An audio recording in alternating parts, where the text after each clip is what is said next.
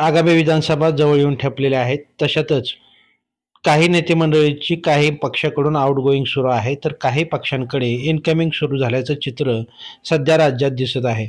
नेत्यांच्या इकडून तिकडे, तिकडून इकडे या मारल्या जात असलेल्या उड्या नवीन नाहीत, पण लोकसभेच्या निवडणुकीनंतर राज्यात महाविकास आघाडीला मिळालेल्या यशामुळे महाविकास आघाडीत प्रवेश मिळवण्यासाठी नेत्यांची धावपळ सुरू असल्याचं चित्र स्पष्ट दिसून येत आहे. सोलापूर जिल्ह्यात मात्र लोकसभेच्या निवडणुकीनंतर राष्ट्रवादी शरदचंद्र पवार गटात प्रवेश करण्यासाठी अनेक जण इच्छुक आहेत. या इच्छुकांपैकी काहींचे प्रवेश होत आहेत, तर काहींचे वेटिंगवर आहेत. लोकसभेच्या निवडणुकीनंतर सोलापूर जिल्ह्यातील शरदचंद्र पवार राष्ट्रवादी गटाची सगळी सूत्रे पुन्हा एकदा विजयसिंह मोहिते पाटील गटाकडे गेली आहेत. त्यामुळे सोलापूर जिल्ह्याच्या राजकारणात शरद पवार आणि मोहिते पाटील पॅटर्न सुरू झाल्याचं राजकीय वर्तुळातून बोललं जात आहे.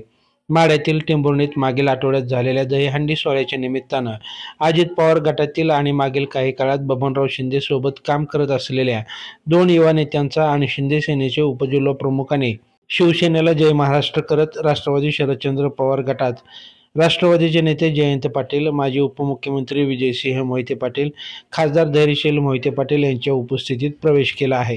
हा पक्षप्रवेश आगामी विधानसभाच्या निवडणुकीच्या दृष्टीने महाविकास आघाडीसाठी महत्त्वाचा ठरला जाणार आहे, तर महायुतीसाठी डोकेदुखी वाढणार असल्याचं राजकीय वर्तुळातून बोललं जात आहे. टेंभुर्णीतील रावसाहेब देशमुख व सूरज देशमुख आणि शिवसेनेचे उपजिल्हाप्रमुख डी.एस. सावंत यांनी शरद पवार पक्षात प्रवेश केला आहे.